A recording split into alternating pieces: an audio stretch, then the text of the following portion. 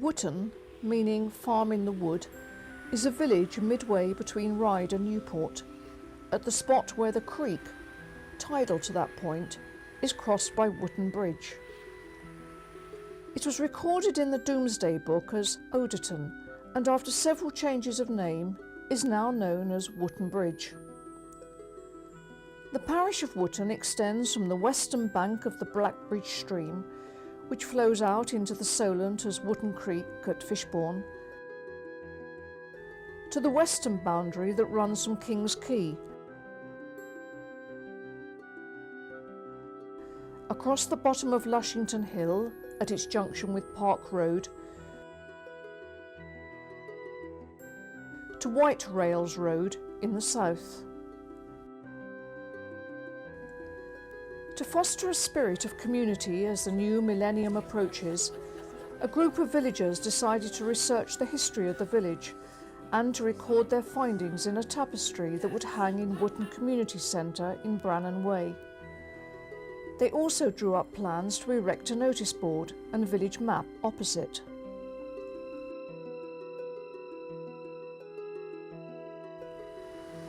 As in all rapidly expanding villages, traditional life was rapidly disappearing, and particularly in one such as Wootton, divided by the High Street, now the busy Newport to Ryde Road. Already the community centre, opened in 1995, is providing a focal point for village activities, with its stage, dance floor, games area, library, bar and kitchen. 3 elderly ladies, all born in Wootton soon after the turn of the century, share with us some of their memories of village life. Parents knew everyone as well, of course. It's totally different now. Mary was saying when we were children it was a small village, we knew everybody. I think one of the greatest impressions was the awful roads we had. There was a bend along the road before you got to be like between the corner and where we lived, and they used to get the tar engine there. It was a fearsome thing. Do you remember the tar engine? And great loads of granite chippings, and they used to tar the roads with this awful thing. They'd spray tar everywhere. Of course, as kids, you got covered in it. And then they'd throw all these great chippings over it, and woe betide any poor child that fell down. Their knees were in a dreadful state. One of the oldest buildings in Wootton is the Church of St Edmunds. It is of Saxon design and was probably a manorial chapel. Its nave, dating back to 1087, is Norman, and the Norman doorway is one of the finest on the island. Today the church stands much altered and enlarged, and the chapel has now achieved the dignity of a parish church. St Mark's in Station Road, another Anglican church, wasn't built until 1909 and caters for Wootton's increasing population. Other churches include 2 Methodist churches. The Methodist Church in Station Road, which was built in 1897, replaced an earlier church at Littletown that was blown down by a gale in March of that year.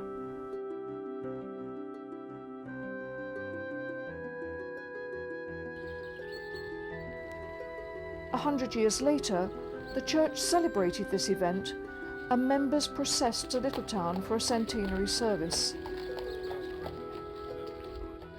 the hymn sheet, will your anchor hold in the storms of life?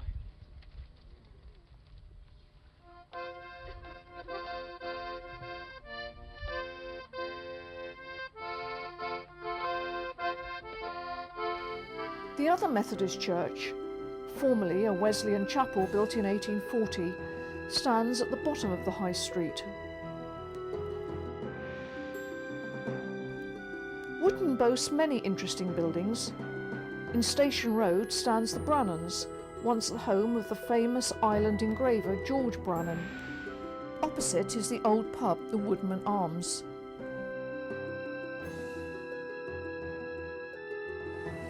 Further down the road towards the High Street is the splendid Oakfield House, once the home of the island MP Sir Edgar Chatfield Clark. It has splendid views across copses and meadows, but sadly its lodge has recently been demolished.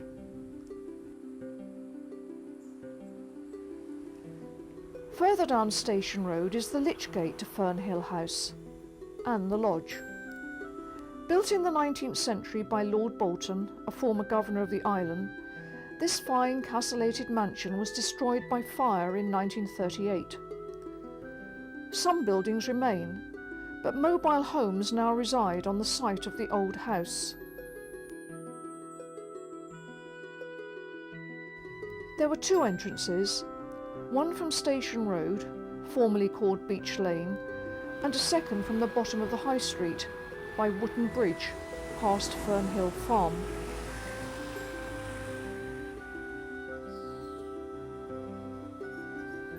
A later owner, Frederick Brodie, built a conservatory in the arcade of the mansion and, being a keen astronomer, erected an observatory in the grounds. Just inside the top gate is a quaint-looking hexagonal building with a pointed roof. Originally it was said to have housed an outside privy, but the Brodies used it to house an engine for producing acetylene gas to light pendants in the main rooms. The stables and old coach house still stand in the lane at the top of the estate. Our ladies share with us their memories of Fernhill. Young, I used to love to go down to Fernhill Farm, and of course in those days that estate wasn't there, and the caravan park wasn't there, and it was Fernhill House, and Joe and I used to like to go down there. And in fact, we held the fates were held there. Major Brodie lived there at the time. And I used to get permission to go down the rhododendron walk down to Fernhill Farm. And a beautiful walk. And in those days, kids were, children allowed to go off on their own, and no one thought anything of it. But of course, very different. Well, I don't seem to remember much about the actual when it actually burnt, but we were told that there was a man cutting down all the rubbish bush and old trees around the building, and I suppose the wind got up and set fire to the house. That's what we were told. At the bottom of the park stood an ice house that once belonged to Fernhill. A community project to restore the ice house was completed in 1998, and an unveiling ceremony took place in October. And I would now ask Roland Oliver to declare the Fernhill Ice House officially open. Not in front of... I hope you don't think you are going to have something. No.